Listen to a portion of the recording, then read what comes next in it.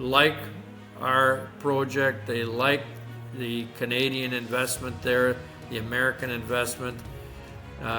So they said, listen, please carry on with the project, get it into production as soon as possible. It's very important to the country, it's very important to the region, and you're employing a lot of people there. So really, Lucien, we're left with no choice but to continue to invest in the project with equity at this point in time.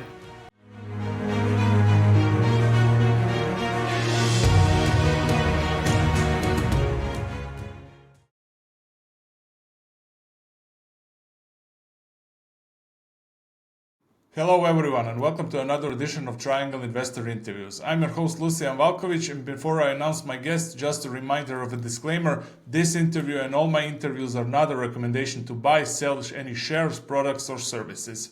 Always do your due diligence and consult with your financial advisor. And my guest today is Stephen Roman, CEO for Global Atomic Corp. Stephen, always great to have you. Welcome back. Thank you very much, Lucien. Good to be here. Yeah, great to finally have you in my show. It has been a while since you were for the last time here. A lot of interest about Global as always. I got more than 50 questions for this interview. Of course, we will not cover all 50, but we will try to implement them in the topics we will talk today. Big chunk of those questions are about the recent financing, so I suggest we start with that. Your company announced 30 million private placement, however you closed 24.8 if I'm not mistaken. You're right. Yeah, please tell me more about this private placement and why did the placement raise less than 30 million intended? Okay, so the private placement, and we've had a lot of inbounds about doing a private placement, and of course most shareholders don't like us to do private placements, and frankly, as the big shareholder that I am, I don't like to do them either. We've had delays because primarily generated from nervousness, I would say, about people working under a military junta, and institutions like the bank, like JV Partners, they're taking a lot longer to do their due diligence and coming up with the final agreements that they're comfortable with, given the political situation in the country. I think that's been the biggest detriment we've had with Global Atomic since July of 2023, when the junta took over the government there. Now, they've given us good support. We have letters of support from the president. We work directly with the mines minister on a daily basis, weekly basis, like we're in direct contact. I have them on email. We send notes back and forth. But for investors coming in for a large financing that we're talking about here at $250 million to complete the project, they take their time. And unfortunately, it drags us out. And because of the situation there geopolitically, we can't stop the project. So people say, why didn't you raise all the money first and then start the project? Well, we basically had it all organized, and then the junta took over the government. So of course our share price went from $4.50 down to its current price now, maybe around $1 or less. And that's all as a result of the change in the government there. Now I think, of course, this is going to come back once we complete this financing. But Lucien, we can't stop the progress now that it's started, because we don't want to get into a situation where the government says, oh, you guys are stopping the project, you're putting it on care and maintenance. That's what happened to Uranium. They decided they're going to put Somer on care and maintenance, and the government said, well, no, we don't want it on care and maintenance.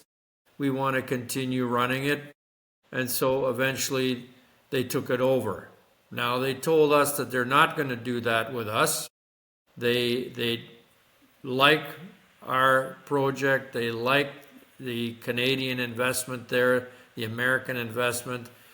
So they said, listen, please carry on with the project, get it into production as soon as possible. It's very important to the country. It's very important to the region.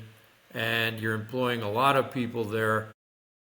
So really, Lucien, we're left with no choice but to continue to invest in the project with equity at this point in time. I have told the market, it was end of Q1 and then end of Q2 that we'd have some definitive deal done with one or the other, JV or bank. They're still both very, very quickly and aggressively moving towards getting everything finished so that we could make an announcement and finalize this last chunk of financing. But in the meantime, of course, we have to keep going. I think there is some fatigue from supporters, and I must say, and I thank all of our supporters because we have a real core support group that has been supporting the company. They love the project. They like the management. They like what we're doing and the progress we've been doing in the field. So they are continuing to support. We said we were going to raise up to 30 million. So about 25 million came in. We wanted to close off the financing. We didn't want to keep it open. So when that basic core group came in to support the project, we said, okay, well, let's close it off now. It reduced the dilution a little bit more than we expected. And we hope that that's going to be the last one. I mean, that's what I say. I mean, I think that the whole plan is to have this money last us until we have a definitive deal that we can announce on either a JV or a bank. Yeah, that was my next question. Do you believe that after you didn't raise 30 million, are there any implication of less raised money and a potential for another raises? It's not out of the question. So but like you said, if everything goes okay, you don't expect to raise any more money, right? That's correct. If everything goes the way we'd like it to go, and I mean, we're pushing to have, something done by September that's announceable, then we wouldn't have to come back to the equity market. Now, we have been working on bridge facilities as well. We've had, and a lot of people know that Mr. Scott Melby from URC recently visited the project. He'd like to have some sort of an arrangement there to do some financing, non-dilutive. I mean, we've been working on different ideas so that we don't have to come to the equity market. But, again, I mean, you have lawyers get involved and they want to have all their due diligence and they want to have title opinions and confirmation that the government is going to be stable and our mining code is going to be stable. And so it takes time to get these things completed. Definitely. Steven, you have more than one option, just like you said. How are you balancing between them? Of course, the DFC will be the first. I understand that part. By the way, how is that? Can you give me a fresh update on DFC and how will this approval process will look going forward? Well, the DFC has a specific type of process. They when they're ready to go and they have all their paperwork completed, they go to credit committee. So then there's a credit committee that reviews the project, reviews all the pluses and minuses, and the credit committee makes a decision on going ahead or not going ahead. Then once the credit committee says, okay, we're going to go ahead with this project, and we feel very confident that that will happen, then it goes to an investment committee, and then after investment committee to the board for final approval. Those additional approvals are typically 2 or 3 weeks apart. So once you have credit committee approval, within a month, I would say, or slightly longer, maybe 6 weeks, you have the full approval of the board and you can proceed at that time. So the board approves the deal. You can make an announcement that that's been approved by the board, and then the lawyers get together between them and us and they put together the final documentation, which could take 3 to 6 months, depending on the lawyers and how much they want to, get into the nitty gritty and do their legal work. So before you actually make a drawdown, could be end of the year or early next year. So you have to bridge that gap. But I think with one or the other coming in, of course, the JV partners is a different story. They just come in with the funding to earn an interest in the project, and you don't have any more funding requirement. Although they want to complete also their final documentation, get approvals from their respective authorities. And so, again, you're probably your first drawdown end of the year, early next year. So they're both about on the same timeline. Now, the thing is that we have to continue and fill the gap between now and then. This financing will take us out 2 or 3 months, but then after that, what do we do? So this is why we're looking at the bridge facility that you could put into place for, let's say, a 12-month period that would allow you to pay back the bridge with some interest payments, etc., and you don't have to come back to the market for more equity. Yeah. The shareholders are wondering why the delay. What risks does the DFC sees here? What is the biggest hurdle stopping the finance? Is it just a political risk in Niger or something else? That is the question that I got the most. Yes. No, listen, if we were in North America or another country that didn't have a military running the government, it would have happened already. I mean, DFC was prepared to go ahead. The coup was in July. In September, they told us of that same year, 2023, that everything would be completed. So we missed the window by 2 months. So the coup happened 2 months before DFC was going to approve the loan. So this is how frustrating this is, Lucian, is that all this was done. Basically, at that time, once the coup happened, everything came to a stop.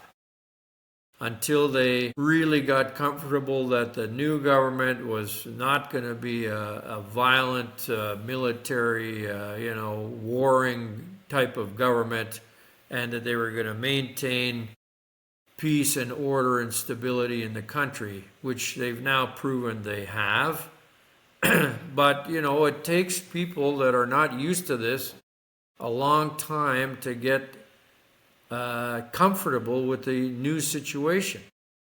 And of course, because the Niger government left ECOWAS, and they did this and they did that, they came out with new announcements over a period of time that further exacerbated the situation with the DFC. And they just had the, hey, let's wait and see attitude. We're not going to continue working on this because we don't know whether we're going to go ahead or not.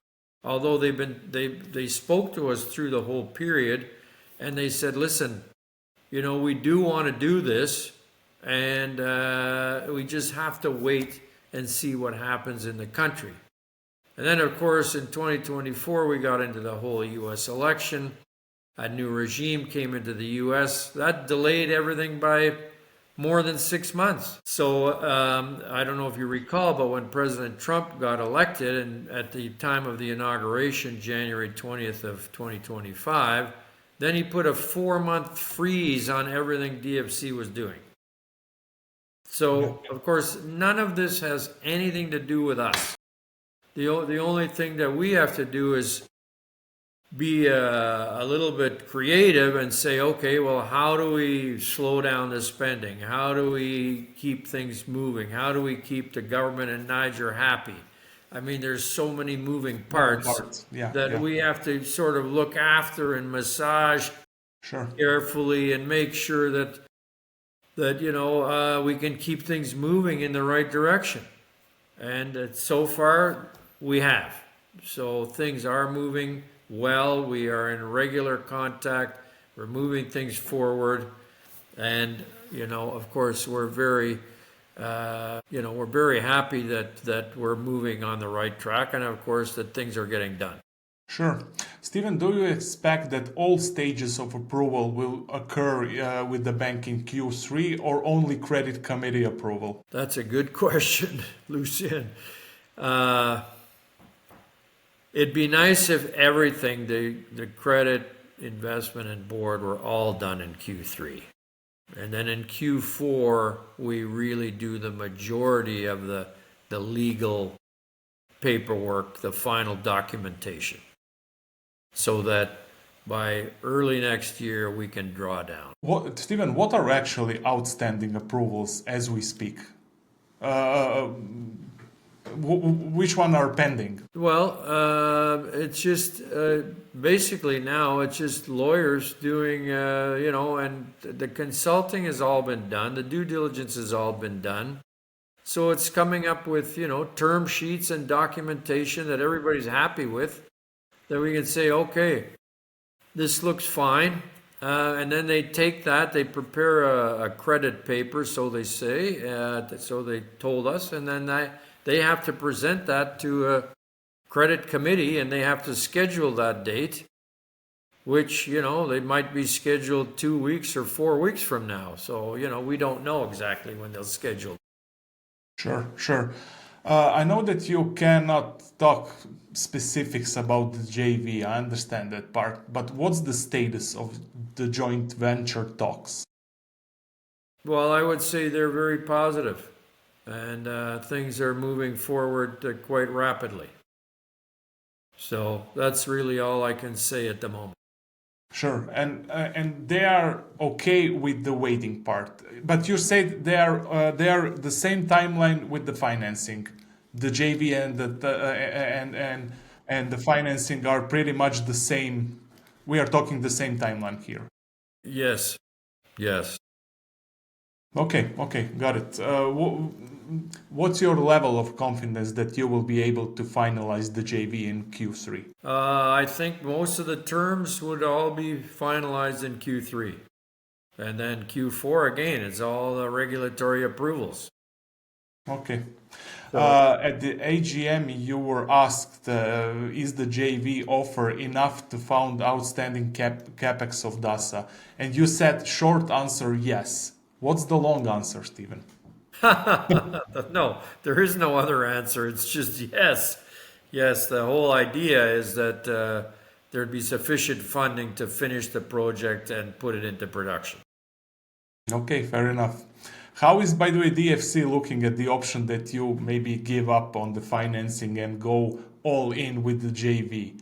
Are there any penalties to pay if that happens? I don't know, Lucian. I don't know what they would do, but they're aware that we are looking at that option because they've taken so long. We just have to have more than one option. Yeah.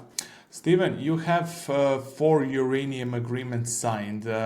If and when you resolve the financing component, how fast do you think that your contract book will be filled? Do you have any potential off-takers on hold at the moment that are waiting to see the financing resolved? As a matter of fact, yes, we do. We've been working, and of course, over the last 2-3 years, we've been speaking to all utilities. But clearly there is a big interest from many in the United States. And I would say they're waiting to see whether the final piece of the financing puzzle comes together. And I believe then we will have additional offtake agreements. Okay.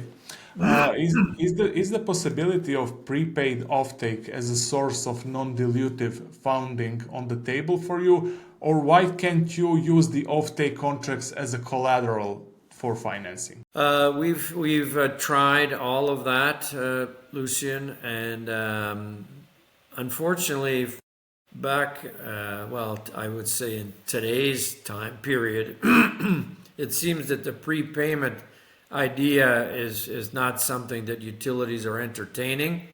I think because they haven't had to do it, There's been sufficient uranium around. There hasn't been a real squeeze. But, we're coming to the point where there won't be sufficient uranium around, and I think maybe the thinking will change, and they'll want a secure supply, and they'll be willing to do some prepayments for offtake. Right now, we're still not there. Okay. Stephen, let's talk a bit about the routes. Since there are currently no signs of Niger-Benin border reopening by 2026, what alternative routes are reliable? Which transport models will be used, and how much percentage could overall production costs increase with these alternative routes? Actually, well, the two routes that we're using now to bring materials into site are Togo, Burkina Faso, and Nigeria. So effectively, we're going around Benin. So the Nigeria route we've been using the most, and it goes from the port of Apapa near Lagos up to a dry port called Kano. And from Kano, it's a straight shot north to our DASA project. So that's been working very well. And we're speaking to them about actually backhauling uranium. So supplies we would bring in that way. Rather than shipping empty containers back, we can put uranium in it and ship it back the other way. So Nigeria does have a nuclear energy agency. And so we're getting pricing on that right now. The Niger company, uranium company, Sopomin, they own part of the production that's sitting at Orano's Somer operation. And they're working on ways to get that out to generate cash, of course, because that uranium's sitting there. And they're actually thinking maybe the same sort of route through Nigeria or an air bridge, they call it, from Niamey to Cotonou. And of course, they would have to get the clearance to do that. But the cost is not that much either way. It might add $1.50 a pound, that kind of expense, compared to going straight down through the Benin border. So it's not a significant amount. Sure. What about Algeria? Did Algeria play a role in helping deliver materials to Niger while the border with Benin remains closed? And are you planning to rely maybe on that as well, on that route? We were doing some study using that route because the government of Niger asked us to do that. They had an arrangement with the Algerian government to open up that border. There is some material like steel flowing down through that border that we use at our construction site. But so far, there's no agreement to ship uranium that way. And of course, you need a Class 7 port, and Algeria does not have one. So, the governments would have to be aligned in order to actually go through the process of creating a Class 7 port. Right now, Cotonou is the only one. Got it. Stephen, let's talk a bit about your exploration plans and what's the expected timeline for infill drilling the 51.4 million of inferred uranium to move it into the indicated category. What's the timeline here? I would say that drilling would start in the fall this year and run through next year. So after we do infill drilling on that inferred, we have to do another feasibility study update, a mineral reserve update. And so you'd probably, before you get that incorporated and the fact that we're in construction phase right now, and that's sort of occupying a lot of our efforts, it would probably be end of 27 or sometime in 28 before you'd see that result. Okay. Do you have any further information on how the ore that has been brought to the surface has been grading? I believe that you didn't mention that for some time. You did it like last year or something like that. Yeah, no, the ore that we brought to surface, we've got in a low, medium, and high grade stockpile. This is all development ore, okay, Lucien? So while you're developing your ramp, we found some areas where the ramp was going. Of course, it's being developed in the footwall. The ore body extended out a little further than we expected, so you end up going through some of that ore. We haven't actually mined ore per se, like in a stope. This is all just coming out of ramp development. And, it's totaling now maybe around 20 to 25,000 tons that is grading anywhere from 500 ppm to 3,000 ppm, that kind of an idea. So it's not that real high grade stuff, but it's good enough to, put through the plant once the plant's up and running. And of course, by the time the plant does get running, we will have had some material coming from stopes, which would significantly be a higher grade, I would say, in the 5,000 plus ppm range. Yeah. Stephen, can you provide me an update on the construction works? What are you currently doing at DASA? Right now, we're finishing off all the earthworks, which was a big process with a lot of drilling, blasting, moving material, filling it, and creating terraces that the mill would actually be built on. So that's almost completed, and the civil works are well underway now. So that's where, of course, you start digging your foundations, pouring your foundations, building your steel structures with the rebar prior to installation of equipment on top of that, those cement structures. So that's what's going on right now. We've also, I would say, we're probably within weeks of finishing our big Lita camp. It's a very modern camp that we've put together for housing for 250 people.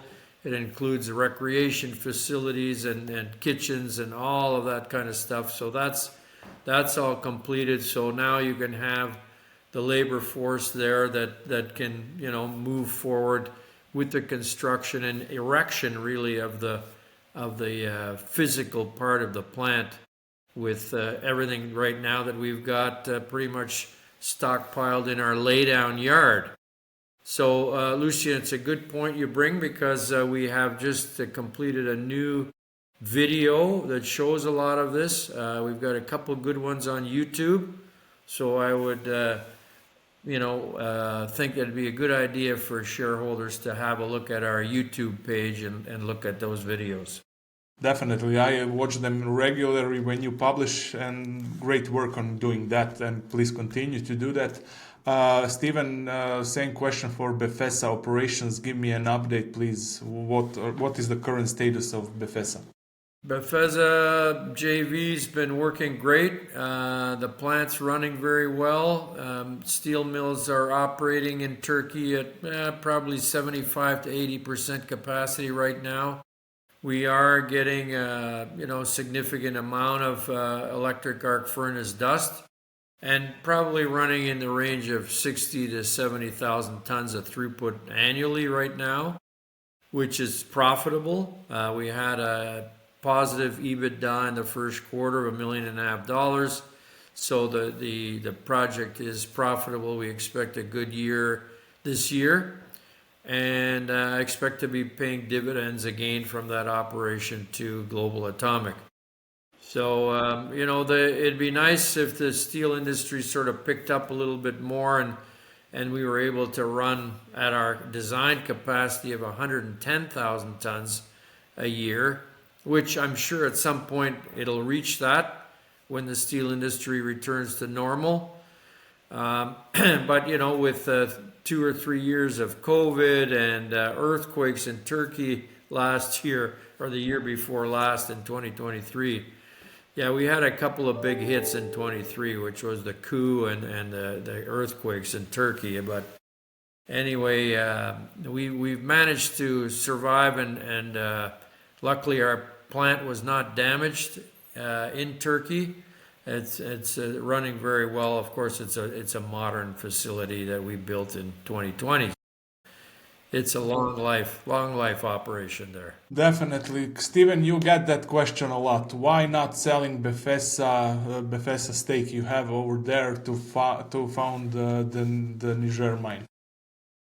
Well, it's a good question, Lucian, and I think they right now Befesa would not want to pay us what we are looking for. Let's put it that way. It makes more sense for us to hang on to it for a longer term. The return of a full capacity in the plant where you're kicking out 15, 20 million profit a year from that operation. And then that's probably the time to maybe unload it or split it off. I mean, as a shareholder, it'd be, I know how hard it is to get assets like this, and it took us a long time to put the whole thing together and build a new plant after a period of operation. But, just to sell it at under market right now, I don't think is a good move. And so, better for us to hang on to it until the market improves. I understand that part. Stephen, please help me understand how much is this facility worth today? How much money would you have to have and invest in this kind of facility if you wanted to? Well, we spent about 26 to 30 million dollars US building that new plant. So Your part. No, that's total. Total. Okay. Total. So right now I would expect there's going to be north of 50 million to build, but you've got a plant there that can last for 30 years, right? I mean, so it's a long life asset. It's not like a mine where you have reserves that you're depleting.